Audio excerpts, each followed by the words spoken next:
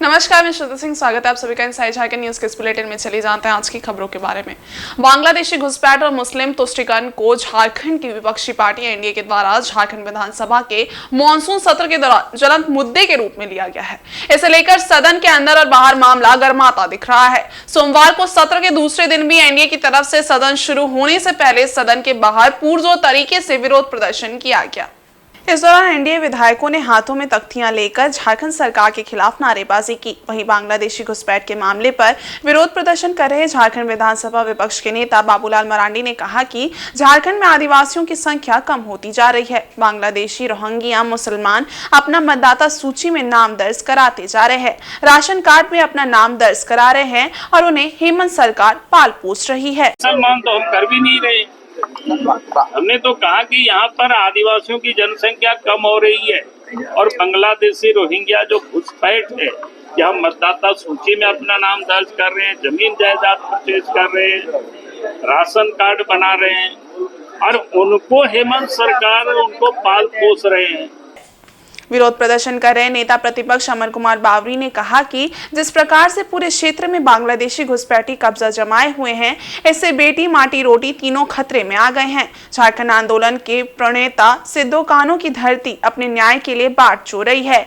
ऐसी परिस्थिति में वर्तमान झारखंड सरकार वोट बैंक की राजनीति और तुष्टीकरण का चश्मा पहनकर सारी बातों को खारिज कर रही है। वहीं भाजपा विधायक भानु प्रताप शाही ने भी अपनी बातों को रखा। सत्ता पक्ष के कांग्रेस विधायक इरफान अंसारी ने कहा कि हमारी सरकार किसी भी हालत में बाहरी लोगों को घुसने नहीं दे रही है।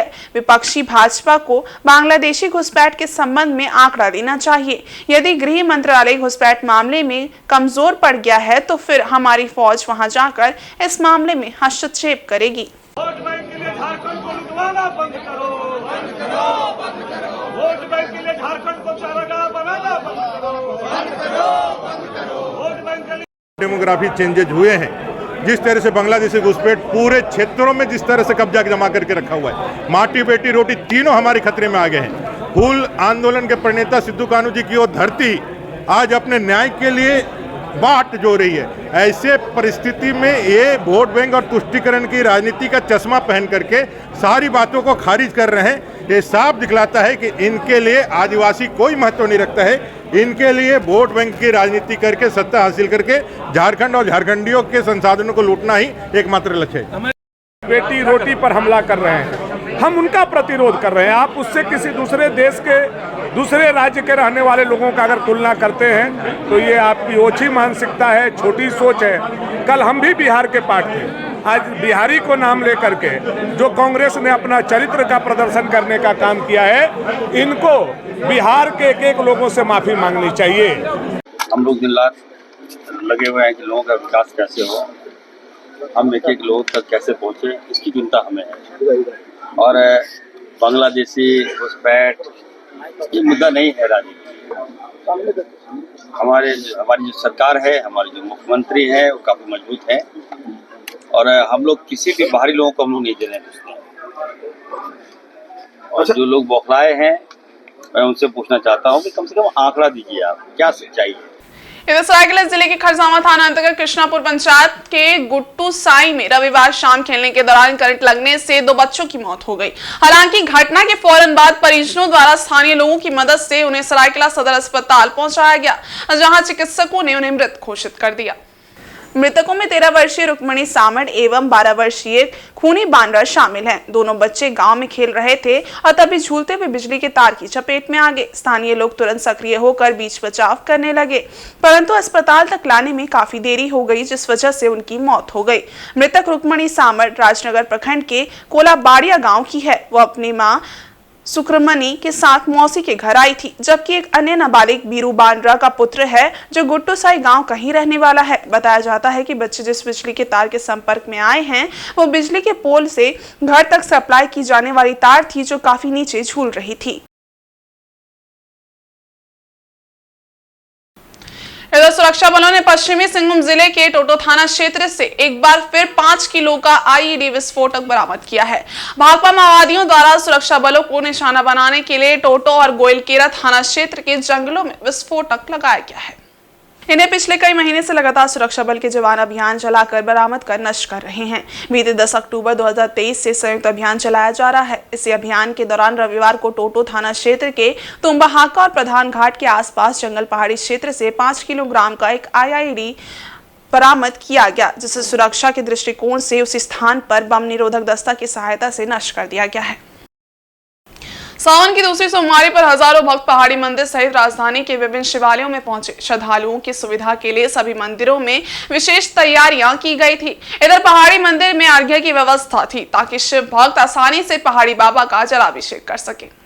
पहाड़ी मंदिर में भक्तों की सुविधा के लिए जिला प्रशासन की ओर से विशेष व्यवस्था की गई थी। महिला पुलिस बल अधिक संख्या में तैनात किए गए थे ताकि भक्तों को जलाभिषेक में कोई परेशानी ना हो। स्थानीय समिति द्वारा मंदिर के मुख्य गेट पर भक्तों के लिए निःशुल्क जल, दूध, फल एवं बेलपत्र वितरण किया गया। इधर भोले के भक्त रविवार को आधी रात के बाद से ही स्वर्णरेखा नदी से जल लेकर बाबा का जयकारा लगाते पहाड़ी मंदिर पहुंचने लगे थे। बता दें कि दिन भर जलाभिषेक के बाद शाम में 5 बजे के बाद मंदिर की साफ सफाई की जाती है। इसके बाद बाबा का भव्य श्रृंगार किया जाता है और महाआरती के बाद प्रसाद बांटा जाता है। पूजा करने पहुंचे श्रद्धालुओं ने कहा कि सावन की दूसरी सोमवारी पर बाबा भोलेनाथ के दर्शन कर काफी अच्छा लग रहा है। बाबा सबकी मनोकामना पूरी करेंगे।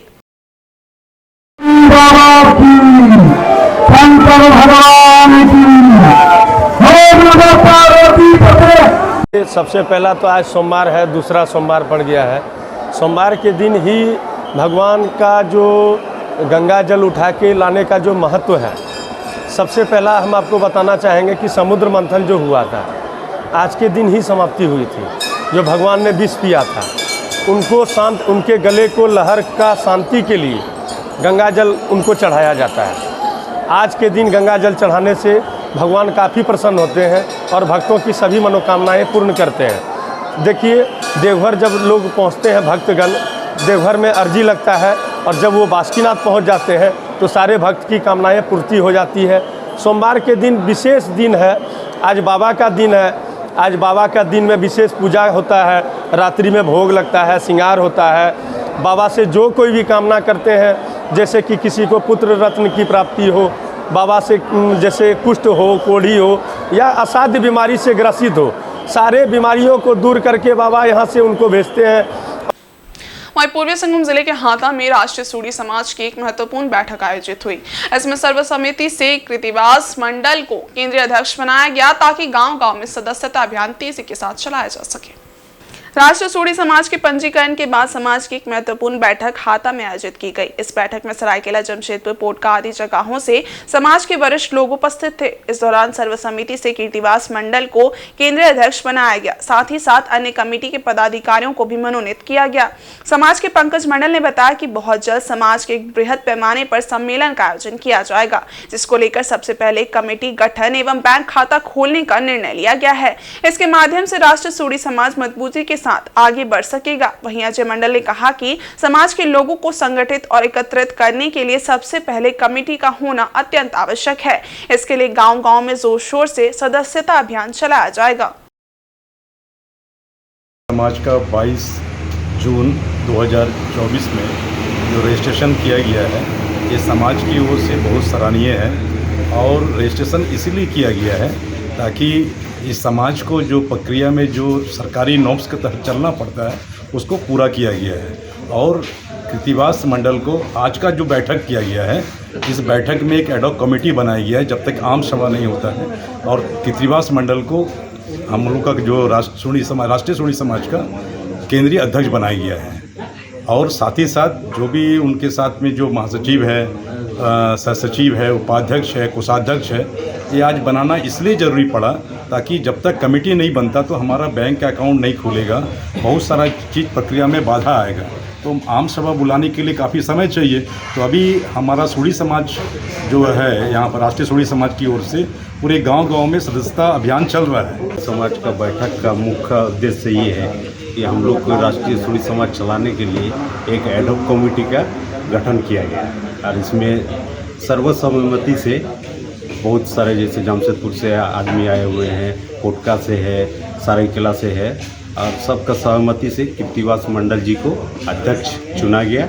और अभी जैसे हम लोग का प्रक्रिया है जो राष्ट्रीय सूरी समाज के चलाने के लिए बैंक में खाता खुलवाना है, अगर कोई भी प्रोग्राम करना है तो इसमें अध्यक्ष, उपाध्यक्ष, सचिव, कोषाध्यक्ष बनाना जरूरी है। पश्चिमी सिंहभूम जिला ओलंपिक एसोसिएशन की वार्षिक आम सभा चाईबासा इंडोर स्टेडियम स्थित कार्यालय में हुई। जिला अध्यक्ष नितिन प्रकाश की अध्यक्षता में हुई इस बैठक में कई महत्वपूर्ण निर्णय लिए गए। वार्षिक आम सभा में आगामी दिनों में जिला खेल महोत्सव आयोजित करने का निर्णय लिया गया है। इस दौरान बैठक में 1 साल के आय व्यय का ब्यौरा प्रस्तुत किया गया। बैठक के दौरान जिला स्तर पर स्कूल गेम्स आयोजित करने और जिला में खेल गतिविधियों को बढ़ावा देने और कमजोर खिलाड़ियों को हर संभव मदद करने सहित अन्य बिंदुओं पर चर्चा की गई। वार्षिक आम सभा के दौरान उपाध्यक्ष जगत माझी, नीरज सेनवार, सचिव अजय नायक, कोषाध्यक्ष सहित अन्य पदाधिकारी और सदस्य मौजूद थे। आज जिला ओलंपिक संघ की बैठक में हम लोगों ने पूरी कार्य समिति की आज ये बैठक है, तो हम लोग आगामी जो आने वाला समय है उसमें खेल के विकास के लिए जिला में कैसे करें उस पर चर्चा की है। हम लोग आने वाले समय में यहाँ पर खेल महोत्सव कराना चाह रहे हैं और जिला स्कूल खेल प्रतियोगिता भी हम लोग यहाँ दोनों चीज़ के हम लोग आयोजन करने पे यहाँ विचार कर रहे हैं। अभी सभी हमारे कार्य समिति में सभी सदस्यों ने अपने एक स्वर में सहमति दी है कि आने वाले समय में हम लोग यहाँ खेल महोत्सव कराएंगे। खेल महोत्सव का डेट भी जल्दी निर्धारित हो जाएगा। और देखिए, जिला ओलंपिक संघ लगातार इस जिले में बच्चों को जो खेल है उस खेल के विकास के लिए निरंतर अपना प्रयास जारी रख रहा है। इधर सरायकेला जिले के आरआईटी थाना अंतर्गत आसंगी बस्ती स्थित खरकई नदी के चेक डैम में नहाने के दौरान 2 नाबालिग किशोर डूब गए। घटना रविवार शाम उस वक्त हुई जब 5 दोस्त नहाने के लिए नदी गए थे। उसी दौरान दोनों नाबालिग पानी के तेज बहाव में बह गए। घटना में डूबे नाबालिगों में आदित्य उर्फ भोलू महतो तथा गोलू उर्फ सुमित मोदी शामिल हैं। दोनों इच्छापुर लाइन टोला का रहने वाले हैं। घटना की सूचना मिलने पर आरआईटी थाना प्रभारी विनय कुमार अपने दल बल के साथ पहुंचे और डूबे किशोरों की खोजबीन शुरू की। पुलिस ने नदी का पानी कम करने के लिए गाजिया चेक डैम बंद करने को लेकर निर्देश दिया है। वहीं जमशेदपुर से एसडीआरएफ और एनडीआरएफ की टीम को बुलाया गया है। पानी का प्रेशर काफी ज्यादा होने के चलते रेस्क्यू ऑपरेशन चलाने में दिक्कत आ रही है। पुलिस प्रशासन पानी कम होने का इंतजार कर रही है। चेक डैम के पास पत्थर होने के कारण रेस्क्यू में काफी परेशानी हो रही है। इधर घटना की सूचना मिलने के बाद मौके पर काफी संख्या में ग्रामीण जुट गए थे। अभी जो आसंगी घाट में जो है समय करीब 3 बजे आसपास 2 बच्चों के डूबने का सूचना मिली थी। इसका सत्यापन हुआ है। लोकल लेवल पे भी खोजबीन किया जा रहा है। एनडीआरएफ के लिए मुक्ति करने के लिए हम अनुरोध किए हैं एसडीएम साहब से। और लोकल लेवल पे जो भी गोताखोर हैं उनको भी उनका भी सहयोग करेंगे। कितने बजे की घटना है? वही करीब समय 3 बजे के आसपास।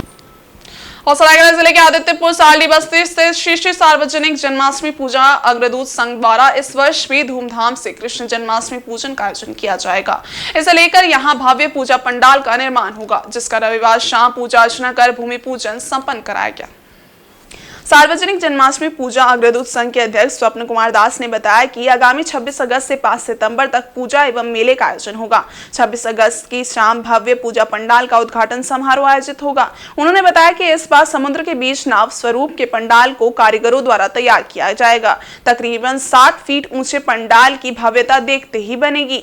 पंडाल के अंदर श्री कृष्ण लीलाओं की झांकी मूर्ति स्वरूप विराजित होगी। पंडाल का निर्माण सिंह इवेंट के द्वारा कराया जाएगा। वहीं जन्माष्टमी के उपलक्ष्य पर 10 दिनों तक मेला एवं मीना बाजार भी सजेगा।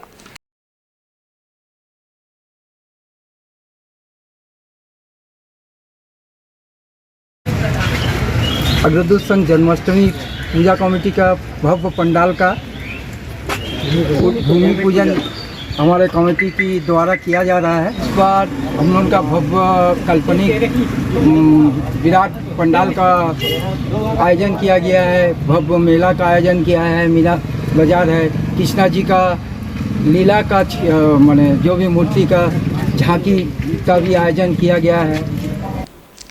और चाईबासा रेलवे स्टेशन के पास स्थित बाबा दिगंबर नाथ मंदिर का 8वां वार्षिक महोत्सव धूमधाम से मनाया जा रहा है। वार्षिकोत्सव के मौके पर 2 दिन तक विभिन्न तरह के कार्यक्रमों का आयोजन होगा। इसी क्रम में मंत्री दीपक बिरुवा भी मंदिर पहुंचे और भगवान भोलेनाथ की पूजा अर्चना की। इस मौके पर मंत्री दीपक बिरुवा ने झारखंड राज्य की सुख समृद्धि की कामना की। रविवार सुबह कलश यात्रा निकाली गई, जो मंदिर परिसर से लेकर अमला टोला सदर बाजार शिवालय तक पहुंची। उसके बाद दोपहर को पूजा पाठ होने के बाद भक्तों के बीच प्रसाद वितरण किया गया, जिसमें बड़ी संख्या में शिव भक्त प्रसाद ग्रहण करने पहुंचे। महोत्सव के मौके पर बनाई गई झांकी भक्तों के लिए आकर्षण का केंद्र रही। प्रयागराज के प्रसिद्ध पंडित अखिल पांडे और उनकी टीम द्वारा रामचरितमानस अखंड पाठ किया गया। रविवार की शाम को भजन संध्या का आयोजन किया गया, जिसमें जमशेदपुर के भजन गायक कुमार बाबला की टीम द्वारा भजन प्रस्तुत किया गया।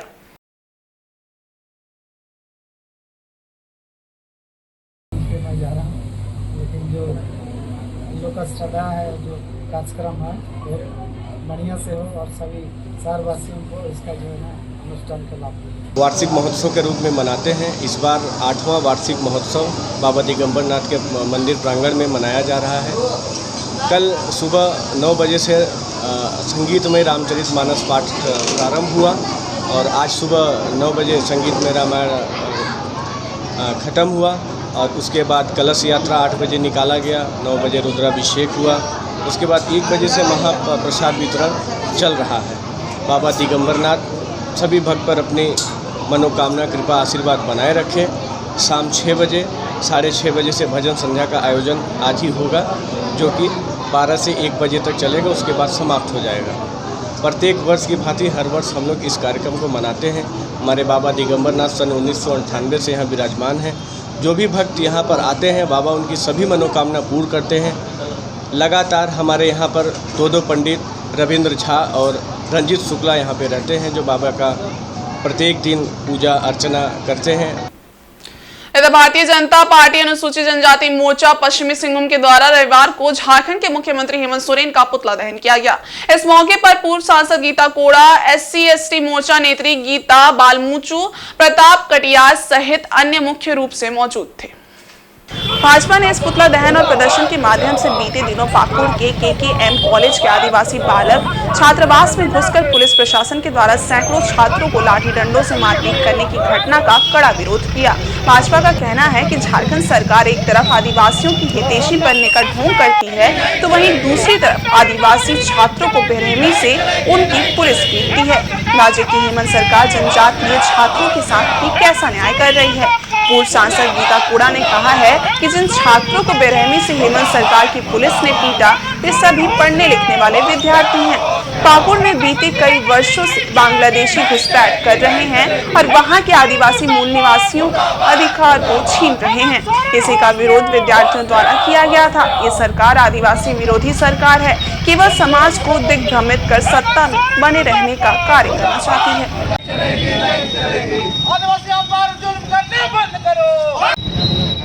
विगत दिनों महजपुर में जिस तरह से आदिवासी परिवारों पर बांग्लादेशी घुसपैठियों ने जिस तरह से हमला किया और उस मामले को लेकर के वो संथाल परिवार जब थाना में FIR दर्ज करने गया क्योंकि उनके साथ में मारपीट हुई और उन लोगों ने जब FIR दर्ज करने गए और उनका FIR भी नहीं लिया गया और जो लोग उनको मदद कर रहे थे, जो बच्चे उनको मदद कर रहे थे, रात में उस आदिवासी छात्रावास में जा कर के वहाँ के विद्यार्थियों के साथ में जो बर्बरतापूर्ण व्यवहार किया गया, जो मारपीट की गई, ये काफ़ी निंदनीय है।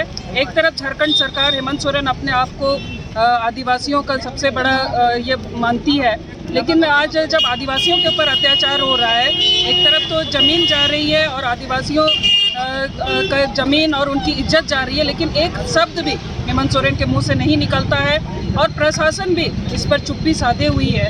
ये बहुत ही दुखद है और इसका हम लोग विरोध करते हैं और ये मांग करते हैं सरकार से कि जो दोषी पटदारी है, जो सबसे पहले तो जिस थाने ने FIR नहीं लिया उन आदिवासियों का, और दूसरा जिस थाने के लोगों ने ये हरकत की वहाँ के विद्यार्थियों के ऊपर जो उनको मारा पीटा, आज वो इतनी बुरी स्थिति में है, उनके ऊपर भी कार्रवाई होनी चाहिए और सख्त से सख्त कार्रवाई होनी चाहिए।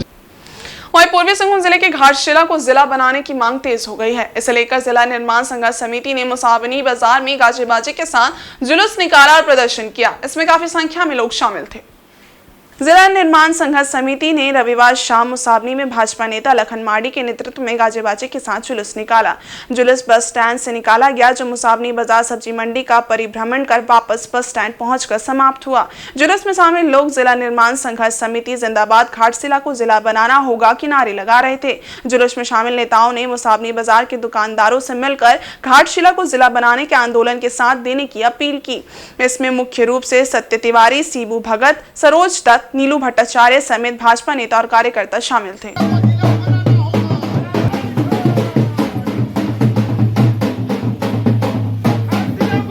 घाटशिला को जिला बनाने के लिए घाटशिला क्षेत्र के अंतर्गत डुमुरिया से लेकर के गुड़ाबंदा, बहरागोड़ा, चाकुलिया, घाटशिला के दामपड़ा, झाटी झरना, गालूडी, जादूगोड़ा, सारे क्षेत्र के आम जनता का यह आशा और उम्मीद है कि घाटशिला को अविलंब जिला बनाया जाए, क्योंकि घाटशिला जिला नहीं बनने से यहाँ की आम जनमानस को काफ़ी समस्याओं से सामना करना पड़ रहा है।